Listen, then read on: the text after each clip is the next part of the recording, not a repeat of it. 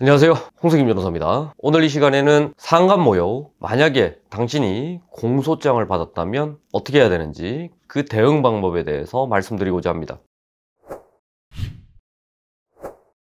사실 지난번에도 말씀드린 바와 같이 제일 좋은 방법은 초기 대응부터 잘 해서 검찰 단계까지 해서 원만하게 처리하는 게 가장 좋습니다. 그런데 뒤늦게야 기소 단계에서 저를 찾아오시는 분도 계십니다. 공소장을 받고 나서야 법원으로 가게 됐구나, 이런 설명을 듣고 나서야 이게 큰일 났구나 싶어서 저를 찾아오는 분들도 계십니다. 공소장을 받게 되면 그게 바로 기소라고 합니다. 검사가 소를 제기하는 것 같다가 기소라고 합니다. 그러면 이 공소장을 법원에서 당사자한테 보내줍니다. 그 공소장 내용에는 우리의 피고인의 인적 사항과 함께 범죄 사실, 공소 사실이 뭔지 쭉 나와 있습니다. 그걸 보게 되면 내가 어떤 혐의로 인해서 지금 재판을 받게 되겠구나 알 수가 있습니다. 이렇게 공소장을 받은 이후에는 어떻게 해야 되느냐, 만약에 변호인을 선임할 것 같으면 변호인을 선임해서 대응을 하게 되는데, 저 같은 경우에는 일단 기록부터 확보를 하게 됩니다. 기록을 확보하는 이유는 누가 어떤 말을 했는지 알아야 되기 때문입니다. 많은 상간모욕에 있어서 상간 면전모욕, 상간 앞에서 얼굴에 대고 욕하는 경우는 흔하지 않습니다.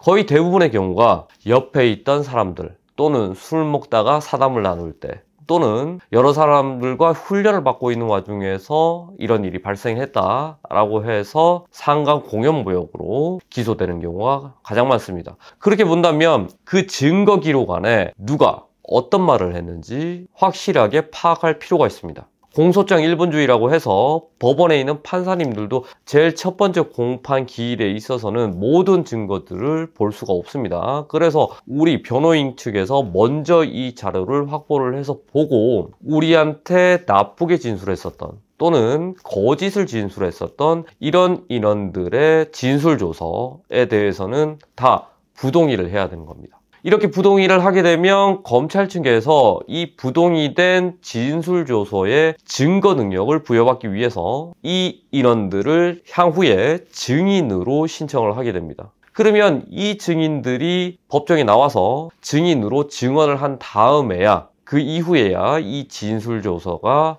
법원에 올라가게 되는 것입니다. 그 전까지는 올라가지 않습니다. 이 증인이 법정에 나와서 선서를 한 다음에 과거에 내가 조사받았던 진술조서의 내용, 내가 말한 대로 적혀져 있다, 내가 지장 찍은 거 맞다 라고 했을 때 그제서야 다음 기일에 올라간다는 의미입니다. 그 당일날에는 증인신문을 하게 되는데요, 여기서 1심 공판 단계에 꽂힌 증인신문이 시작이 되는 겁니다. 증인신문을 시작하게 되면 검사도 묻고 변호인도 묻고 판사도 묻는 이런 질문들에 이은 증인의 증언들이 있게 됩니다. 물론 그 증인의 증언들의 내용엔 우리한테 불리한 내용도 있을 수 있겠죠, 당연히. 그러면 거기에 대해서 객관적인 증거 자료를 통해서 우리가 질문을 던져야 된다는 것입니다. 또는 다른 제3자의 진술을 통해서 다른 인원은 이 자리에 있었는데 피고인이 그런 말을 한 적이 없다라고 하는데 당신 혼자만 왜 이런 말을 하느냐라고 논리적으로 질문을 던짐으로써 이 증인의 증언의 신빙성을 약화시켜야 된다는 의미입니다.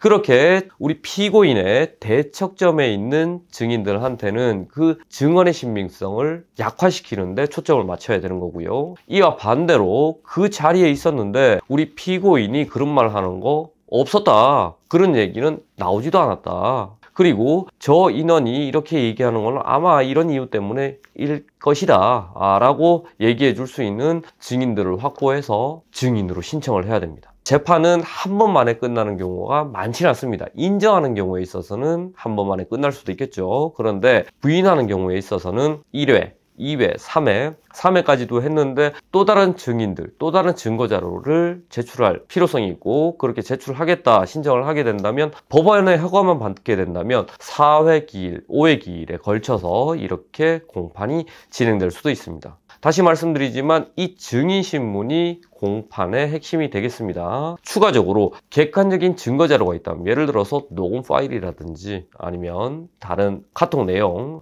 녹화 내용, 이런 것들이 있으면 당연히 제출을 해야 되겠죠. 그런데 상간모욕에 있어서는 다 구두로 이루어지는 문제이기 때문에 그런 객관적인 증거 자료들이 흔히 있지는 않습니다. 그렇기 때문에 피고인을 신고한 그 참고인 진술, 신빙성을 떨어뜨려야 되는 것이죠. 일례로 저 같은 경우에 있어서는 우리 피고인의 간부였습니다. 장교였었는데 지속적으로 3, 4명이 되는 인원들한테 욕설을 했다는 이유로 해서 기소를 받게 됩니다. 즉 공판 단계에 접어들게 됐었죠. 그래서 기록들을 다 확인해 보니까 한두 명의 특정된 인원들이 허위 사실을 신고를 한 것입니다. 참고인 진술을 통해서 이 피고인이 다수의 간부들에 대해서 상간모욕을 했다, 이렇게 구체적으로 진술했습니다. 그런데 그 대척점에 되는 인원들도 꽤 있었죠. 저는 이 증인들을 다 불러냈습니다. 그래서 7, 8명이나 되는 증인들을 다 증인 신청하고 다수의 인원들을 대상으로 증인 신문을 했습니다.